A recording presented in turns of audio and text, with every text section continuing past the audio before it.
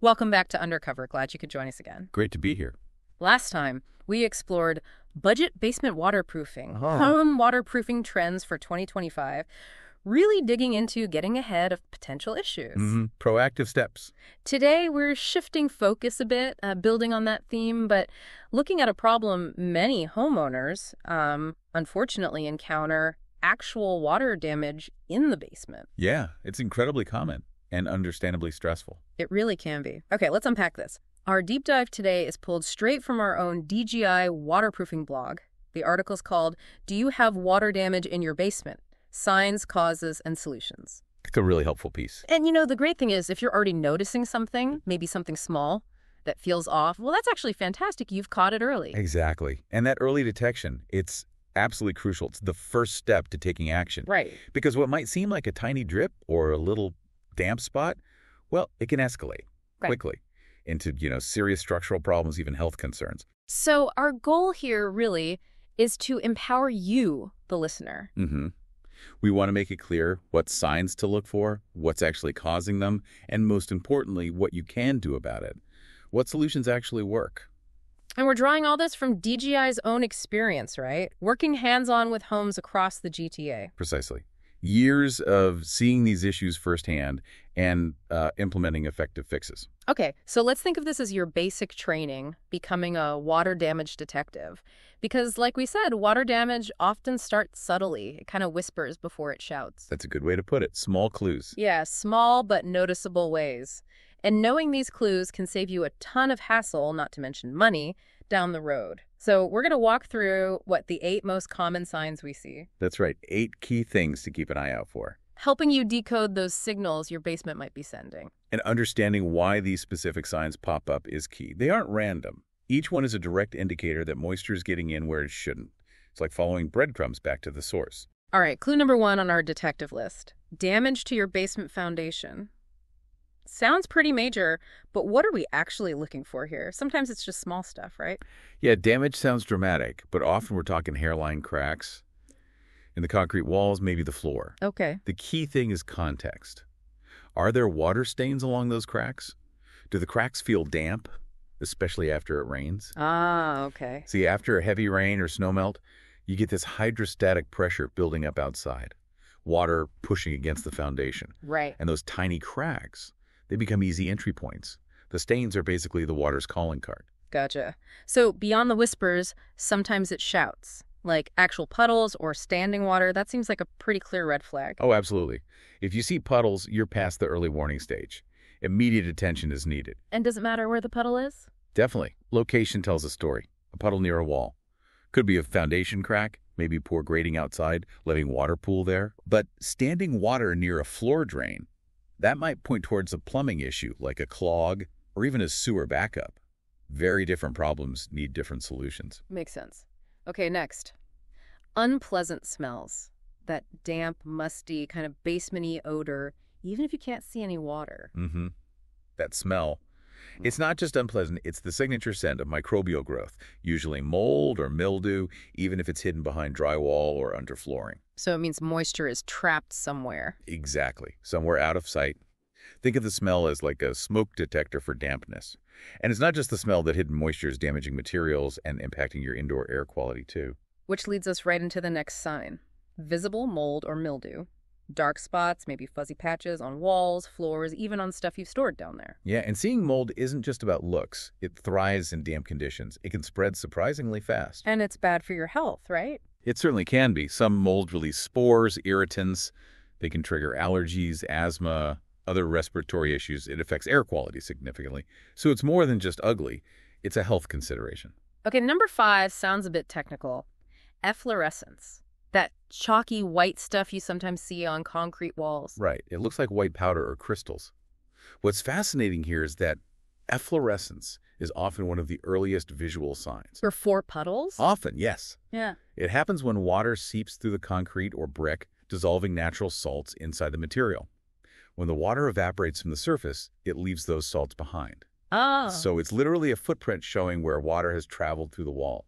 Direct evidence of moisture movement. Wow. Okay. Then there's wood rot. If you have wooden structures like support beams or floor joists and they feel soft or crumbly or look discolored. That's a serious one. Wood rot weakens the structure over time, and it can happen faster than people think in consistently damp conditions. So it compromises the house itself. Potentially, yes.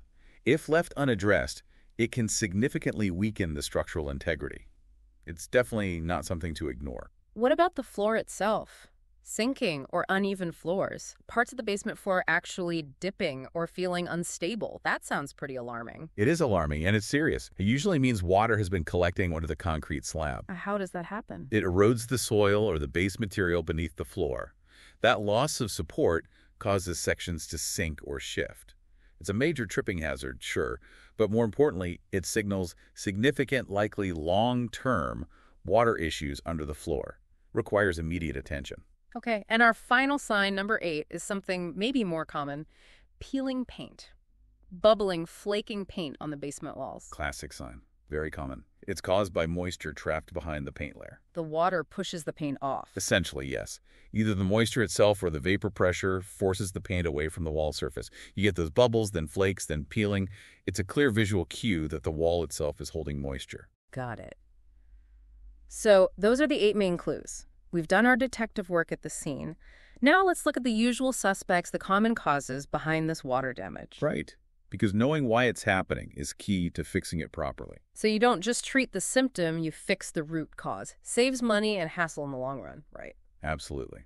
Targeted solutions are always more effective and, frankly, more cost-effective.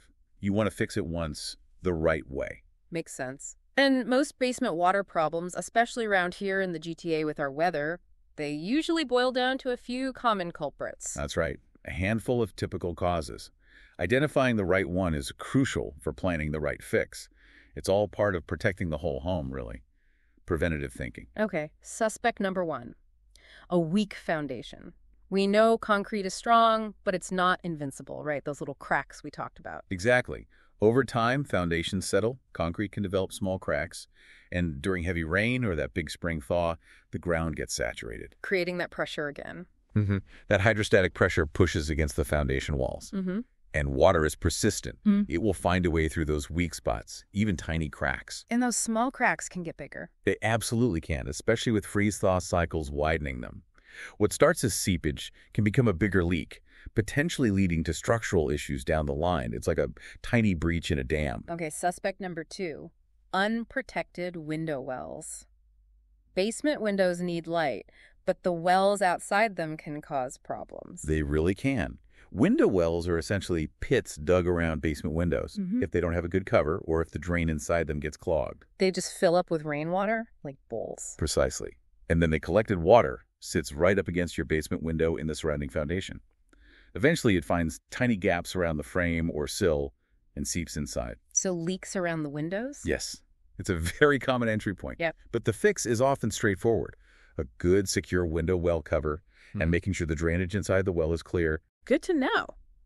All right, suspect 3, outdated drainage solutions.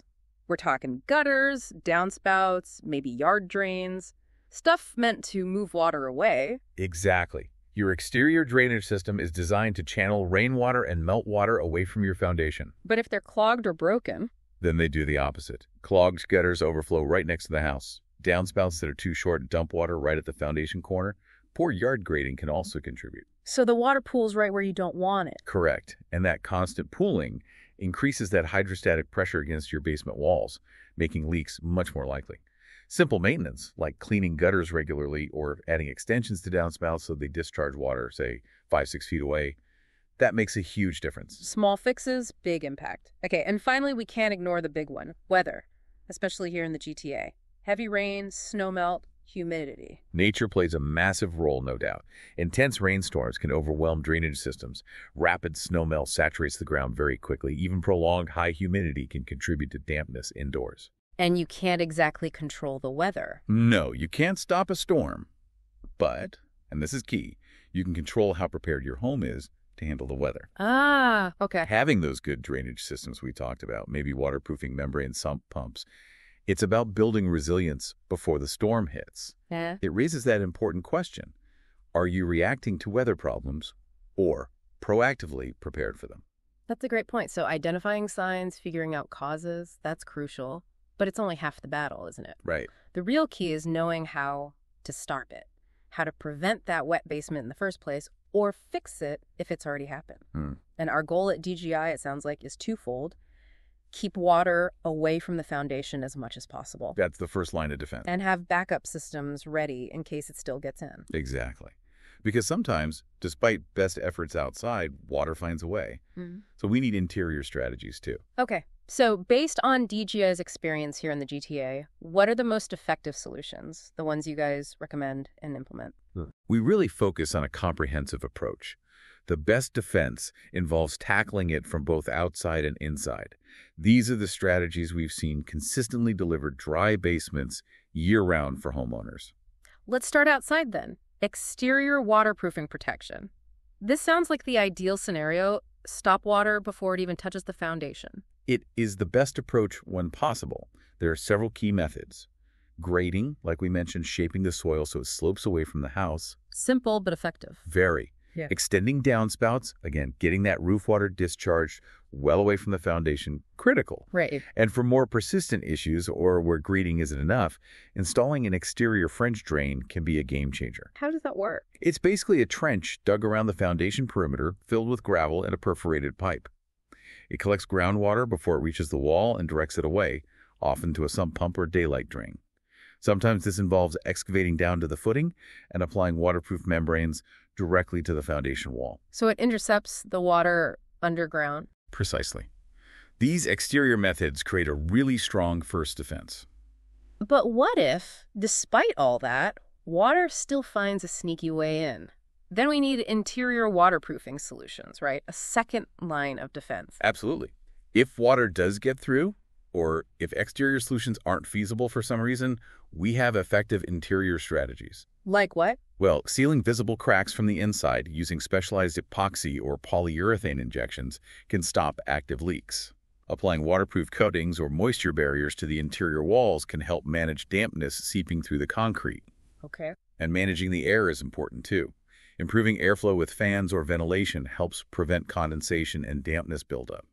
And a good dehumidifier is often essential in basements to pull excess moisture out of the air. Making the basement less hospitable for water and mold. Exactly. Making it less welcoming for water and the problems, like musty smells or mold growth that come with it.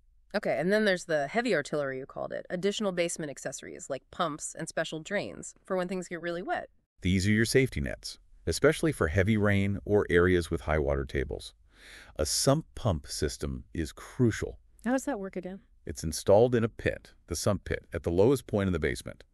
When water collects in the pit, a float switch activates the pump, which then pumps the water out of the basement and away from the house. Automatically gets rid of water. Tireless protection. Often, we pair this with an indoor French drain, also called an interior weeping tile system. Like the exterior one, but inside. Sort of. It runs along the inside edge of the basement floor, usually under the concrete. It collects any water that seeps in at the wall floor joint and directs it straight to the sump pump pit. Gotcha. And you mentioned backwater valves. Yes, very important, especially in urban areas. During heavy storms, city sewer lines can sometimes get overwhelmed and back up. A backwater valve installed on your home's main drain line automatically closes to prevent sewage from flowing back into your basement. Definitely something you want to prevent. Oh, absolutely. So these systems, sump pumps, interior drains, backwater valves, they're about actively managing and removing unwanted water as soon as it appears. Peace of mind, really. So bringing this all together, we've looked at the signs, the causes, the solutions. The main takeaway seems to be finding water damage isn't necessarily a catastrophe. No, not if you catch it and act. It just means it's time to take action, understand what's happening, get the right fix. And by doing that, you're protecting not just your basement, but really the whole value and health of your home for good. Well said. So what does this all mean for you listening right now? It means you're now armed with knowledge. You have the tools to spot potential issues, understand the why behind them, and know what kind of solutions exist. You can be proactive. And please remember, at DGI Waterproofing, we're here to help you with that. We really aim to be your trusted partner for this stuff. We're proud to be top-rated contractors serving the entire GTA for all waterproofing needs. And you guys have that quick response, right? We do. We stand by our 24/7 same-day response commitment. If you see something, if you're worried, don't wait for it to get worse. Give us a call. Okay, and that number is? You can reach us directly at 647-483-2455. That's 647-483-2455. Excellent. Okay, before we wrap up, here's a little something to think about. Your final provocative thought for this deep dive. Right. Now that you've got this detective mindset sharpened for your basement, looking for those subtle clues, consider what else in your home might benefit from that same kind of proactive undercover checkup, applying these principles elsewhere. Interesting thought. Preventative maintenance across the board. Exactly. Well, thank you so much for joining us for this undercover deep dive by DGI Waterproofing. Really appreciate you tuning in. Our pleasure. Don't forget to check out our other blog posts on the DGI website for more insights, and definitely tune in next time as we continue to uncover more secrets in waterproofing and underpinning.